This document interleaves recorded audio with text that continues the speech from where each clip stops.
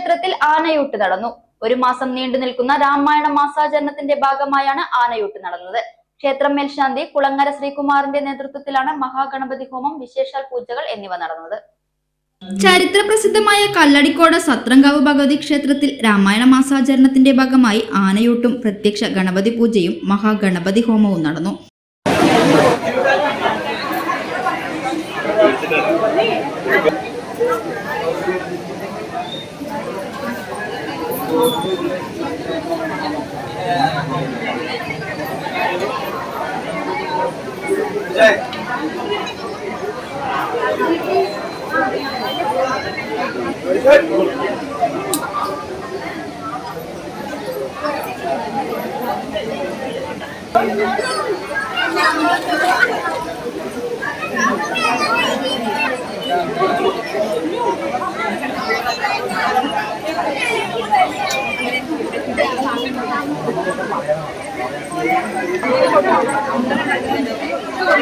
ആനയൂട്ടിനോടനുബന്ധിച്ച് ക്ഷേത്രത്തിൽ നിത്യനിദാന പൂജകൾക്ക് പുറമെ വിശേഷാൽ പൂജകൾ, അർച്ചന എന്നിവ നടന്നു. ക്ഷേത്ര മേൽശാന്തി കുളങ്ങര ശ്രീകുമാറിന്റെ മുഖ്യ കാർമ്മികത്വത്തിലാണ് ചടങ്ങുകൾ നടന്നത്.